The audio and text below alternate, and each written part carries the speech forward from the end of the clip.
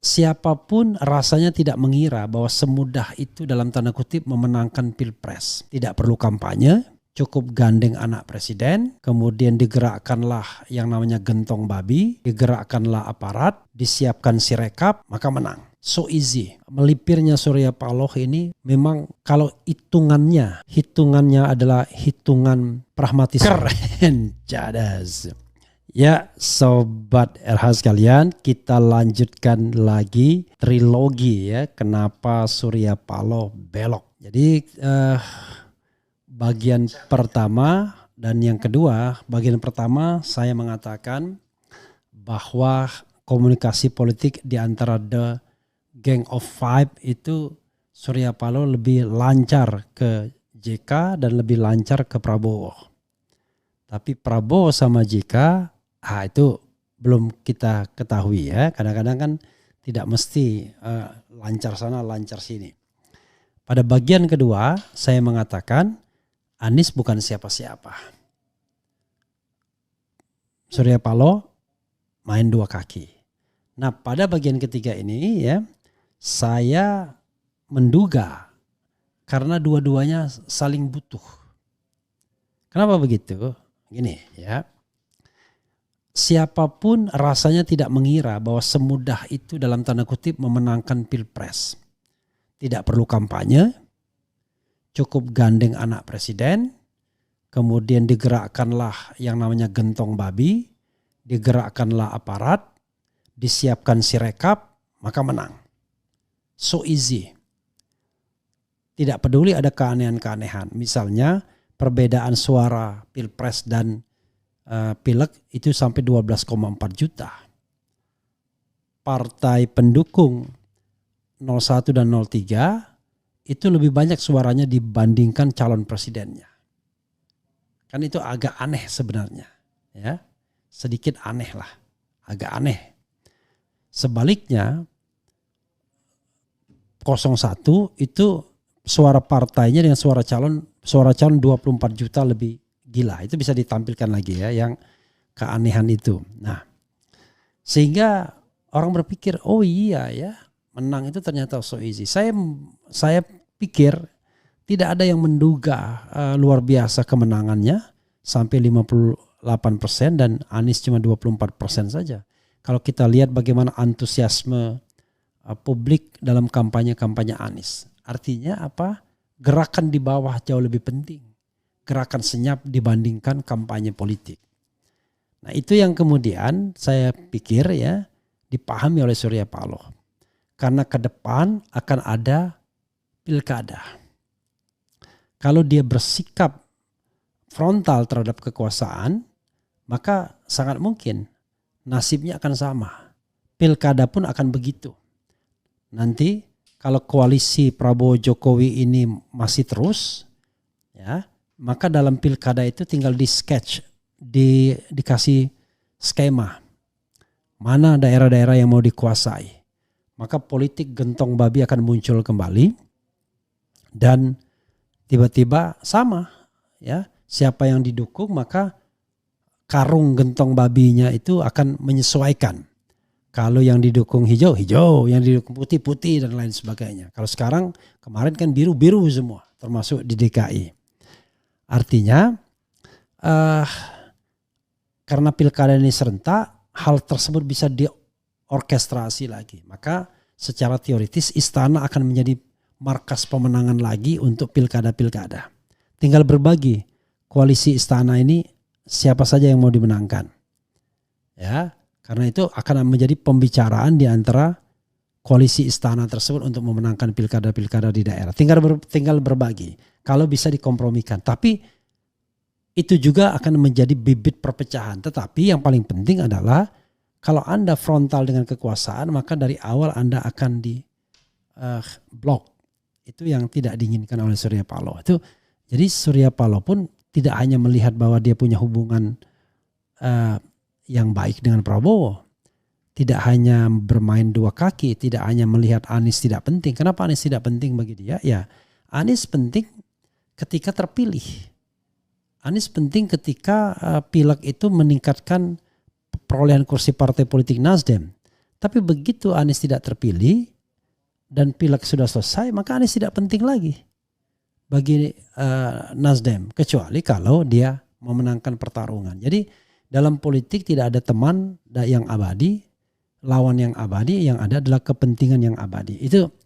Itu satu soal. Nah, tetapi a good news bagi Surya Paloh adalah Prabowo tidak akan membiarkan 4 partai ini solid menjadi oposisi dari pemerintahan, yaitu PDIP pendukung 03, kemudian Nasdem pendukung 01, kemudian PKB pendukung 01 dan PKS pendukung 01.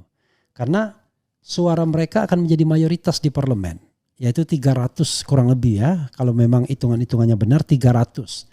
Dan itu akan menyulitkan dalam setiap pengambilan agenda kebijakan, walaupun tetap saja bisa ditorpedo dengan suap, dengan pemberian dan macam-macam, termasuk dengan ancaman. Karena kita tahu bahwa politisi-politisi itu banyak yang bermasalah, tetapi paling tidak jauh lebih sulit jalannya. Karena harus membutuhkan gentong babi terus-menerus dan negosiasi yang terus-menerus. Dan ini tentu tidak mengenakan kepada siapapun yang memerintah. Nah, lain halnya kalau yang memerintah itu misalnya Anies Baswedan, maka Anies bisa mengajak PDIP masuk dalam pemerintahan dan mengajak P3 sehingga mereka menjadi mayoritas, atau P3 menjadi tidak penting karena tidak lolos di Senayan, maka suara 300 ini bisa dipertahankan dan itu cukup untuk memerintah. Demikian juga Ganjar, kalau seandainya dia menang, dia bisa mengajak kubu 01 untuk berada dalam pemerintahan dan meninggalkan kubu 02. Jadi sobat era sekalian, ada hitungan-hitungan seperti itu yang menurut saya akhirnya yang mempertemukan kedua belah pihak ini. Jadi Surya Paloh butuh, kemudian Prabowo butuh.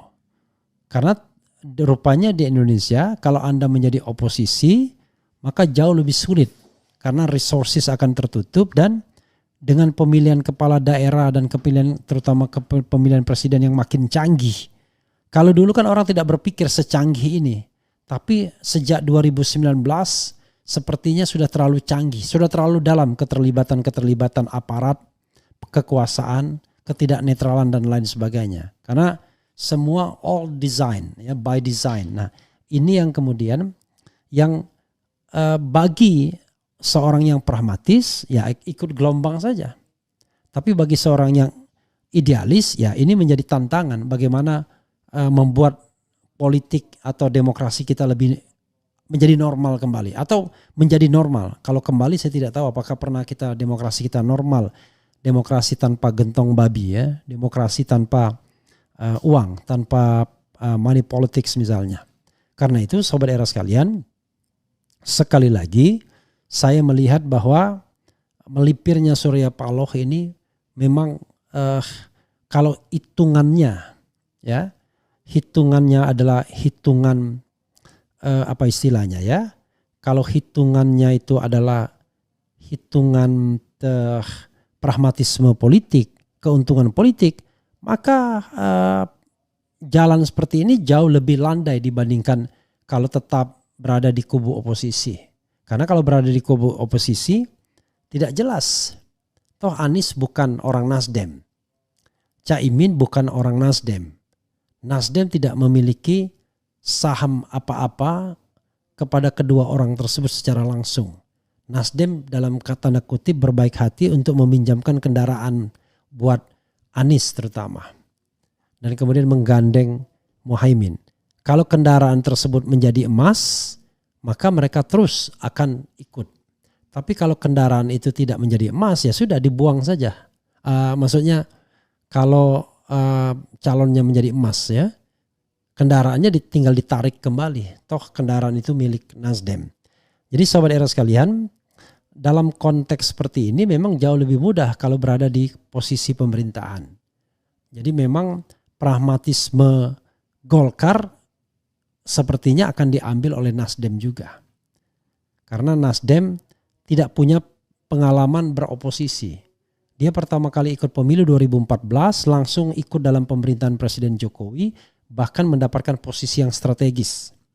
Salah satunya Jaksa Agung.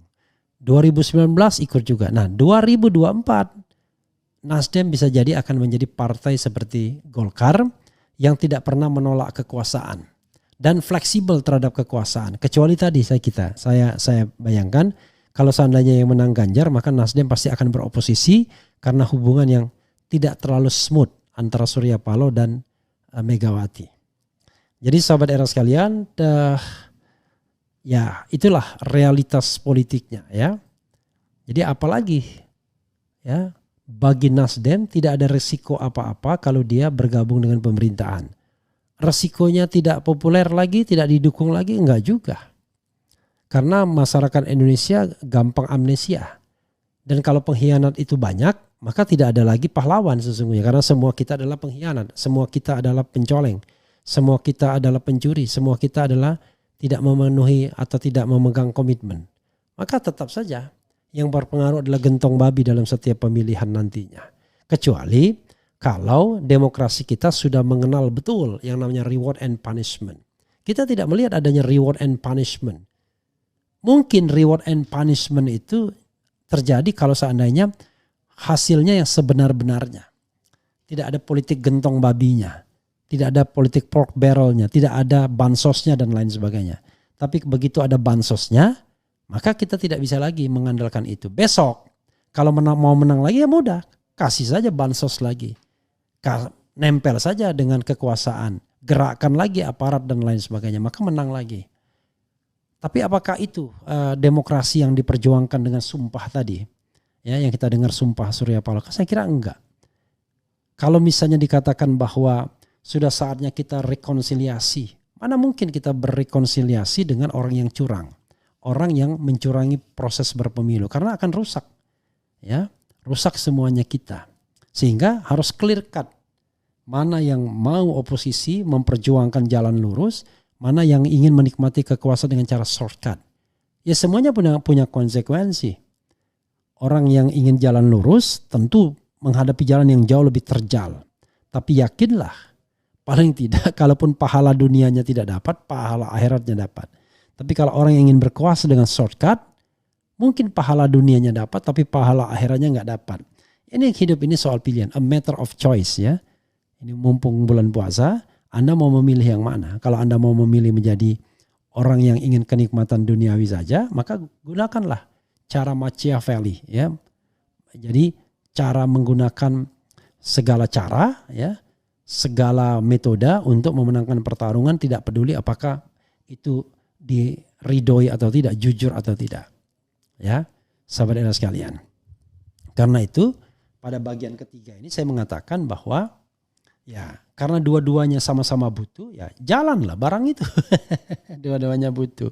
Karena Prabowo tidak mungkin dia disokong oleh parlemen yang lemah. Bayangan saya PKS pun barangkali bisa juga dirayu-rayu. Karena PKS pun sudah bosan menjadi menjadi oposisi. Tidak ada partai yang mau menjadi oposisi. Semua partai menginginkan portofolio kekuasaan. Termasuk juga SBY, AHY dan Demokratnya. Tidak apa-apa. Hancur lebur mereka penghitungan suaranya menjadi partai yang paling buncit. Bayangkan. Partai yang nomor 1 di parlemen menjadi partai yang paling buncit. Enggak apa-apa. Ya. Toh tidak akan ada gugatan terhadap AHY karena dianggap gagal. Tidak akan ada gugatan dengan SBY karena dianggap gagal. Karena yang paling penting adalah pucuk pimpinannya bisa ikut dalam bagi-bagi kekuasaan. Itu ya soalnya sobat era sekalian. Oke. Coba kita bacakan komentar sobat RH terkait dengan hal ini. Tetap bersama perubahan, Fauzi Aullah ya. Tetap bersama perubahan, Anies Baswedan, semangat terus Bang Refli. Semoga Allah Subhanahu wa taala menolong kebenaran. Amin. Amin. Berangkat Jos ya. Pak Surya Paloh tetap bersama Pak Anies, jangan belok. Mudah-mudahan begitu. Permainan si brewok cantik beb. Oke. Beloklah, nggak heran kan Nasdem. Oke. Bang EF telepon langsung Pak SP katanya masih konsisten untuk hak angket. Itu video lama ya. Jadi video yang bukan yang bukan tanggal baru, bukan setelah pertemuan ya, itu video pada saat acara di ada acara di mana itu ya. Jadi itu podcast di Ustadz Bahtiar Nasyir ya. Jadi itu 23 Februari 2024 video itu. Jadi bukan video yang setelah Prabowo hadir ya. Gak suka Pak Prabowo suka gebrak-gebrak meja. Dari awal biasa aja tuh sama Pak Surya Paloh. Beliau kan dealer ulung, bukan politisi sebenarnya. Bukti kalau Pak Anies Baswedan gak sepenuhnya diatur sama Pak Surya Paloh. Jangan-jangan dari awal memang skenario. Saifullah mengatakan Pak SP masih di jalur hak angket, yaitu video lama ya. Masuk angin. Intinya Pak Surya Paloh main dua kaki nih beliau. Di sisinya terima hasil KPU, Pileg dan Pilpres, dan di sisinya masih ingin diadakan hak angket. Kemudian selama ini kan posisi Nasdem kagak jelas. Oposisi bukan, koalisi iya, tapi ada di Anies. Apalagi tuh kalau bukan ada sesuatu. Sudah bisa diduga dari awal Nasdem mengusung Pak Anies bakal ada istilah menggunting dalam lipatan. Saya kira tidak menggunting dalam lipatan ya. Nasdem memperjuangkan Anies, tapi terakhir-terakhir kagaknya agak mulai nggak serius ya. Nasdem memperjuangkan Anies ya. Banyak resources yang mereka keluarkan, tetapi toh mereka juga berpikir sejauh mana efek kotel efek pencalonan Anies. Ternyata tidak sebesar yang mereka harapkan sepertinya ya. Ya karena tadi mereka ada sabotase juga ya di dalam pilpresnya dan pileknya. Surya Paloh tidak jelas juga. Kemudian selalu sisakan 90% rasa tidak percaya kepada politisi ya. Skenario besar mulai terkuak. Percuma saja bang, ke MK semua udah dikuasai penguasa, apalagi si Brewok udah ke 02. Kursi-kursi ya. Demokrat aja keluar gara-gara titik-titik. Si Brewok orang kapitalis, dia mana mau oposisi, dia cuma manfaatkan Anies untuk nambah suara partainya. Mau muntah aku lihat muka Surya Paloh, jangan ada yang pilih Nasdem atau kadernya, ini partai pengkhianat bangsa Indonesia ya, jangan terlalu begitu-begitu juga ya. Oke. Politik memang selalu begitu. Kita sebagai manusia yang akal waras semoga masih takut sama Allah, kalau jujur dapat pahala. Amin ya rabbal alamin ya.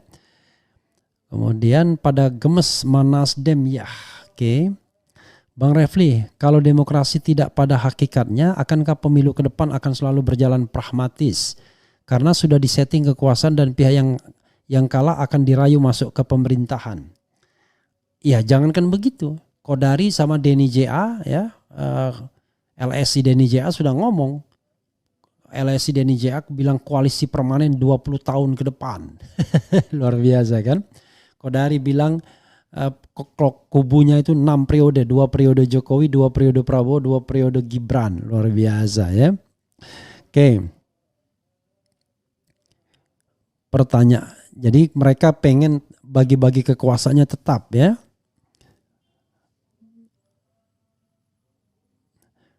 Nasdem astagfirullahalazim ya.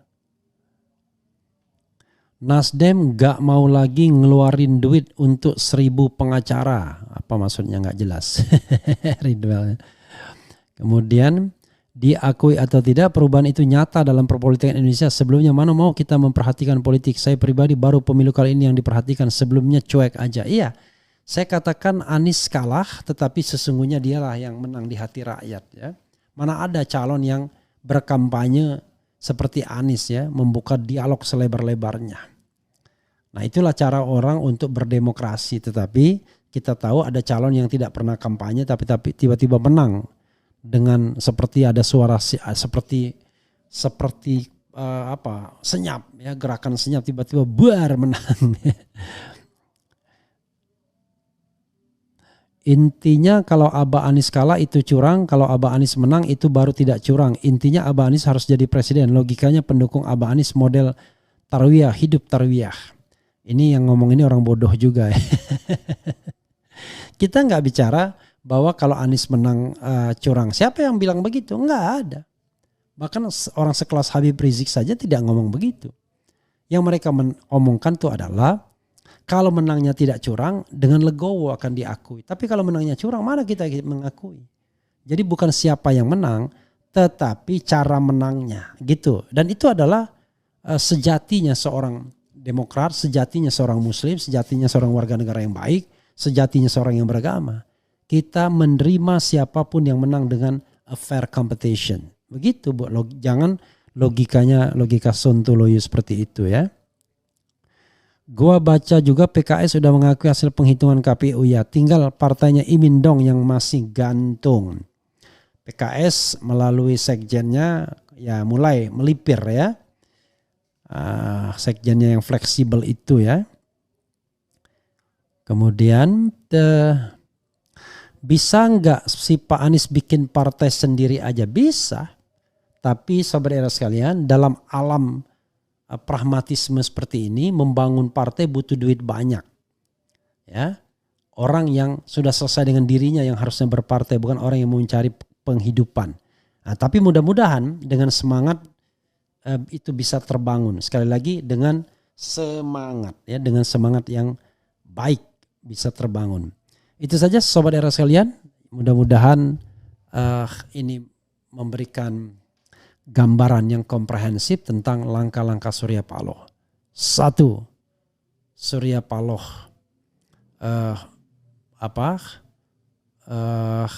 zigzagnya itu karena dia punya komunikasi politik atau personal communication yang baik dengan Prabowo. Yang kedua, anggap Anies bukan siapa-siapa karena itu sah main dua kaki. Dan 3, Prabowo dan Surya Paloh sama-sama membutuhkan. Itu 3 alasan ya mengapa kemudian Surya Paloh langsung melipir dan kemudian disambut oleh Prabowo. Ya, saudara sekalian, itu saja. Wassalamualaikum warahmatullahi wabarakatuh.